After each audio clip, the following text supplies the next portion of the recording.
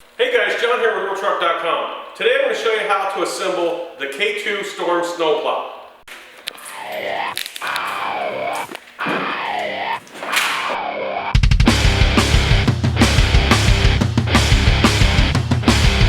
Got everything out of the box and laid out so we can put our K2 Storm together. As you can see here, it comes with everything you need to get this thing installed and built to put onto your vehicle. Now, the first step of the procedures for putting together our plow are to take the bolts, washers, and the lock nuts that come with it, which you will find attached to the end of one of the plow halves. So we're going to put the plow halves together, and make sure, guys, when you put this together that you get it lined up so you don't have one upside down, because your neighbors would all laugh at you because that'd look pretty silly.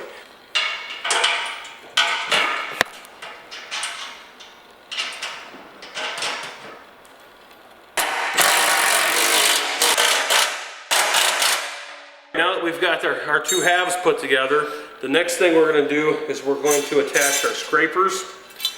And as you can see, they come with the bolts already in them, so you don't have to be looking around trying to find where the bolts are. Now when we put these on, to make sure that you put these on with these facing out to the front and your nuts going towards the back, so that way they don't get packed up with snow and ice. You can see there's three pieces.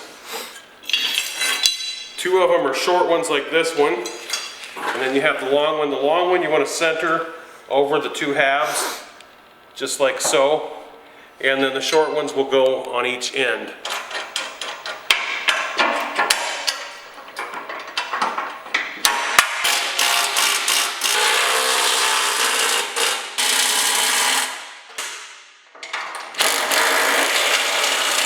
The next thing we're going to do is we're going to install the plates for our skid shoes, and they install right here on the bottom side of your plow on the back.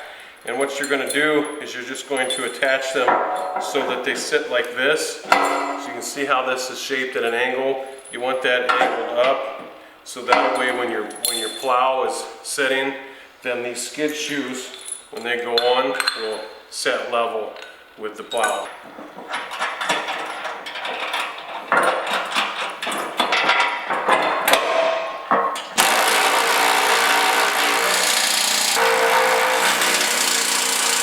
We can go ahead and put our skid shoes on. I'm just going to put those on here. And what you want to do when you attach these is make sure that you set them, because they are adjustable, that you set them so that the bottom cutting edge of the blade is about 1/2 inch off the ground. We've got our skid shoes onto our blade. The next thing we're going to do is attach our D brace to our A brace, and what we want to do when we do that is make sure that we attach this the right direction. Otherwise you'll have to end up taking it all apart and starting over. What you want to do is you want to attach it, as you can see these ears are up, and we're going to attach it so that the long end is on this end where this bolt is, because this bolt and spacer and washers we actually use to attach this together. So I'm going to put this up on here, and then what we're going to do is drop this bolt, washer, and spacer down through the center of here, and attach this other washer and the nut to the bottom of this. What we're going to do next is we're going to take this T-shaped receiver and we're going to attach it to our A-frame with these pins. And slide through the ends, and then if you look down through the holes here in the middle, you can see where you can line them up to put the bolt and washer through. And then on the bottom you have another washer and this lock nut that we're going to put on the bottom of here.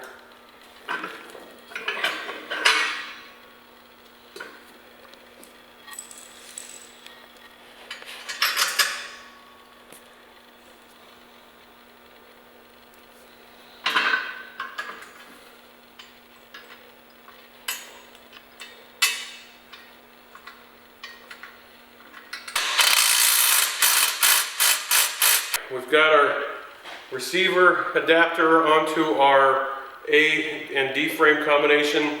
The next thing we're going to do is bolt our winch to our winch support.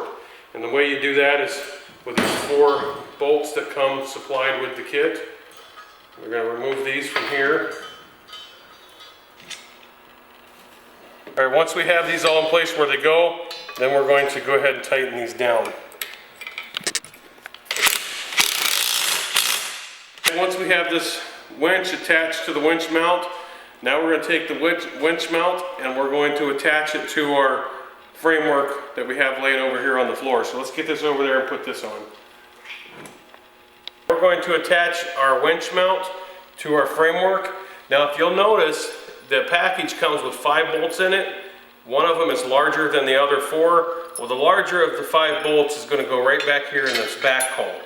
And the rest of them are going to go up here in the front. And we're going to get this into place. Get our bolts through.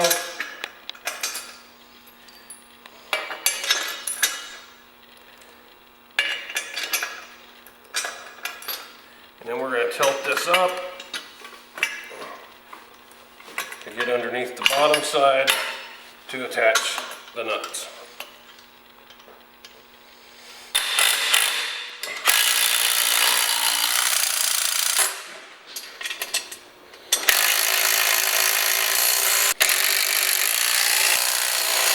Once we have our winch mount all tightened up and attached where it goes, the next thing we want to do is take this U-bolt out from here. All right, and then we're going to, once the U-bolt is out, we're going to put it through the strap, and then we're going to reattach it using the supplied bolts or nuts and washers. Guys, as you're attaching this strap and putting it through this U-bolt, make sure that when you tighten this up, that you don't tighten this all the way up. You want this to have a little bit of slop and be a little loose, just so that way your strap can actually move around on it. So we're going to tighten it up a little bit, but we've got our winch hooked up. Next thing we're going to do is attach our blade to our frame. And what we're going to do is just take these cotter pins out of here.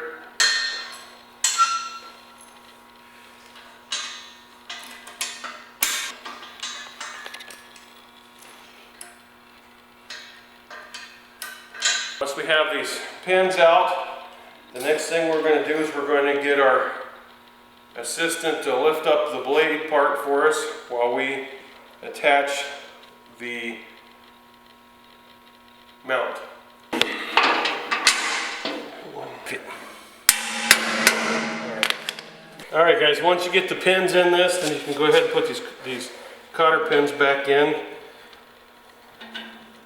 What you do is slide them through and bend them over. Once we have our blade attached, then the next thing we're going to do is we're going to attach our casters.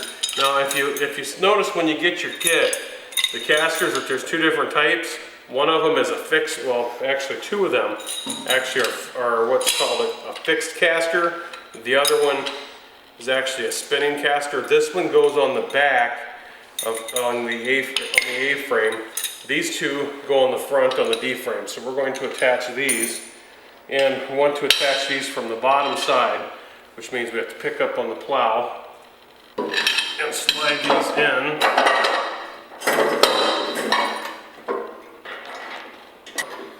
All right, you can set it down.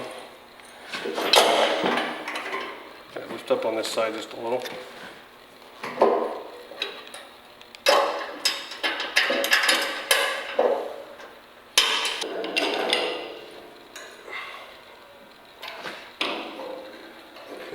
Lift it up just a little bit, Josh.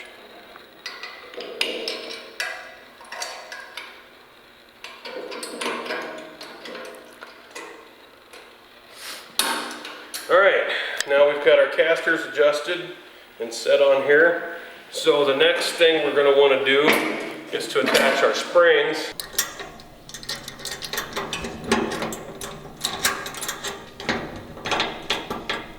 You can see these are pretty easy to put on, not too tough. Once they're attached, then what we're going to do is we're just going to tighten them up a little bit. And what I like to do is just initially set them so that you have some of the threads coming through the nylock nut. Bring the inside one down, lock it down. And then what that'll do is that'll allow us to make final adjustments once this is on our plow vehicle. We've got our springs on. The next thing we're going to do is attach our blade angle locking release handle. And it just simply goes on right here.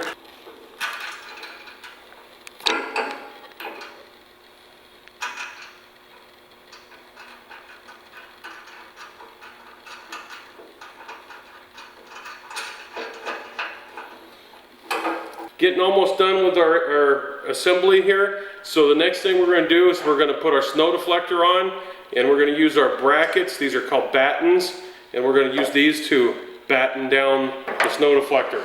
So we're going to put bolts in all of them but the very end ones, because that's where our marker wands are going to go that stick up to let us know where the end of our plow is.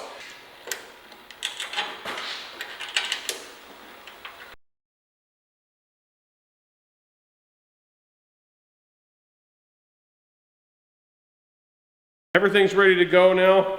We need to install our marker wands. And what these are for, in case you don't already know this, these are so you know where the edge of your plow is, so that you guys, so you don't bang into your wife's car or the side of the house and make the wife mad. So anyway, here we go. We're putting these on here, and they just go in the very end bolt hole, and we just attach them the same way we attach the battens for the snow guard. We'll just attach our safety chain, and it just attaches to the hole in the bottom of the winch plate, just like so. And if you look on the ends of the motor, you can see that they're marked plus and minus, positive, negative, red, black. So we're going to go ahead and attach our plug to our motor.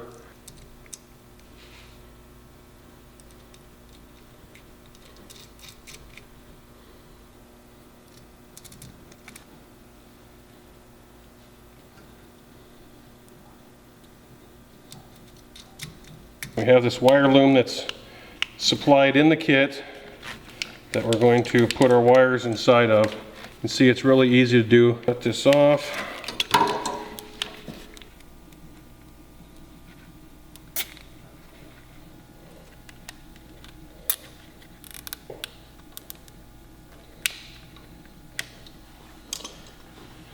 All right, now that'll keep this wire all nice and neat, tucked away, out of the way where it won't get caught up into anything, and be ready to go.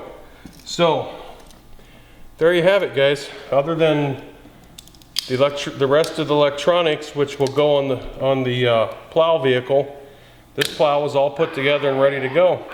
So let's take a look at what it looks like all together.